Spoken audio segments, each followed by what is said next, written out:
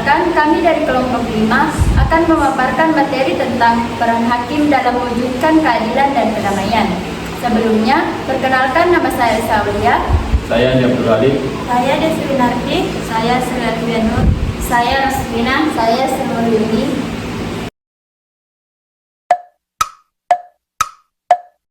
Saya Saulia. Di sini saya akan menjelaskan pengertian hakim dan fungsi hakim. Hakim adalah pejabat peradilan negara yang diberi wewenang oleh undang-undang untuk mengadili. Mengadili merupakan serangkaian tindakan hakim untuk menerima, memeriksa, dan memutuskan perkara hukum berdasarkan asas bebas, jujur, dan tidak memihak di sebuah sidang pengadilan berdasarkan ketentuan perundang-undangan.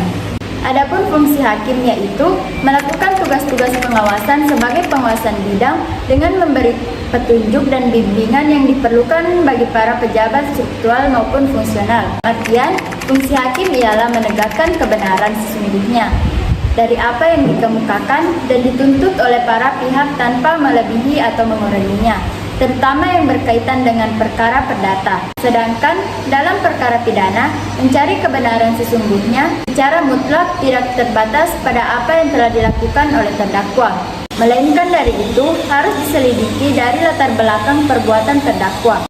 Artinya, hakim mengejar kebenaran material secara mutlak dan tuntas.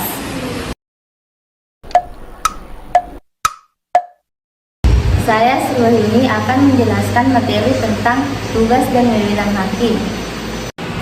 Tugas dan wewenang hakim adalah menerima, memeriksa, dan memutuskan dalam melaksanakan semua tugas yang menjadi tanggung jawabnya untuk memberikan kepastian hukum semua perkara yang masuk, baik perkara tersebut telah diatur dalam undang-undang maupun yang tidak terdapat ketentuannya.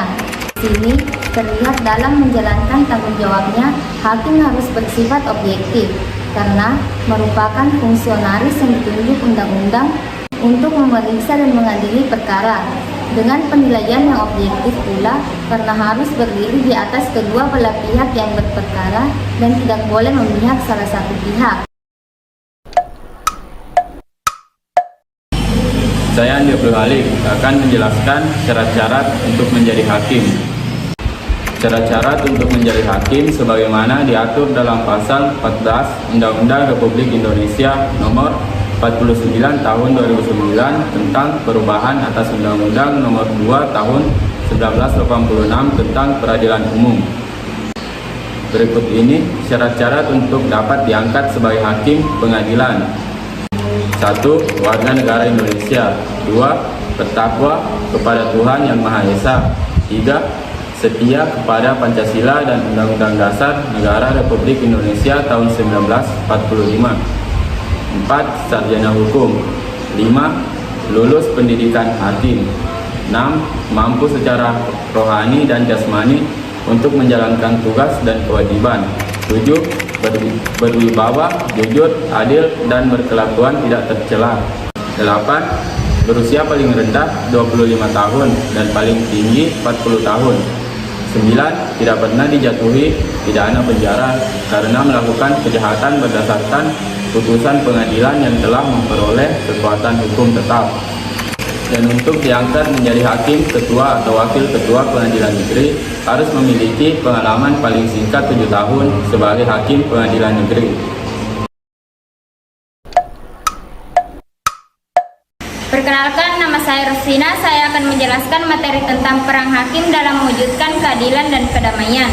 Di Indonesia, perwujudan kekuasaan kehakiman diatur sepenuhnya dalam Undang-Undang Republik Indonesia Nomor 48 Tahun 2009 tentang kekuasaan kehakiman, yang merupakan penyempurnaan dari Undang-Undang Republik Indonesia Nomor 4 Tahun 2004 tentang kekuasaan kehakiman. Berdasarkan undang-undang tersebut, kekuasaan kehakiman di Indonesia dilakukan oleh Mahkamah Agung.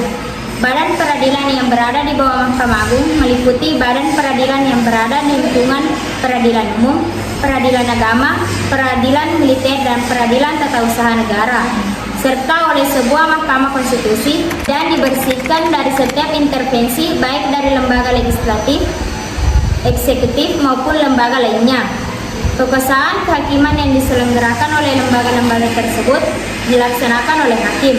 Dalam upaya menegakkan hukum dan keadilan serta kebenaran, hakim diberi kekuasaan yang merdeka untuk menyelenggarakan peradilan.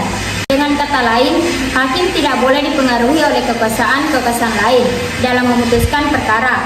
Apabila hakim mendapatkan pengaruh dari pihak lain dalam memutuskan perkara, cenderung keputusan hakim itu tidak adil, yang pada akhirnya akan meresahkan masyarakat, serta wibawa hukum dan hakim akan pudar.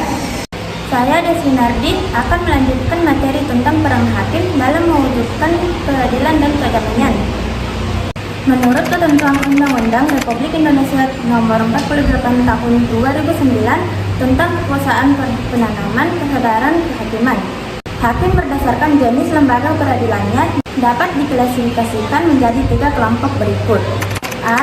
Hakim pada Mahkamah Agung yang disebut dengan Hakim Agung.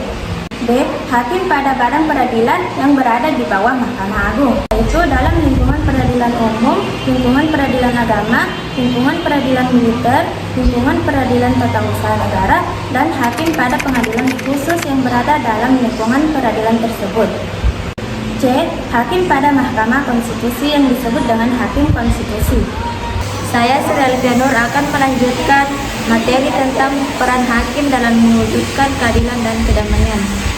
Setiap hakim melaksanakan proses peradilan yang dilaksanakan oleh sebuah tempat yang dinamakan pengadilan. Dengan demikian, terdapat perbedaan antara konsep peradilan, pengadilan. Peradilan menunjuk pada proses mengadili perkara sesuai dengan kategori perkara yang diselesaikan. Pengadilan menunjuk pada tempat untuk mengadili perkara atau tempat melaksanakan proses peradilan guna menegakkan hukum. Pengadilan secara umum mempunyai tugas untuk mengadili perkara menurut hukum dengan tidak membeda-bedakan orang. Pengadilan tidak boleh menolak untuk memeriksa, mengadili, dan memutus suatu perkara yang diajukan dengan dalih bahwa hukum tidak ada atau kurang. Pengadilan wajib memeriksa dan mengadili setiap perkara peradilan yang masuk.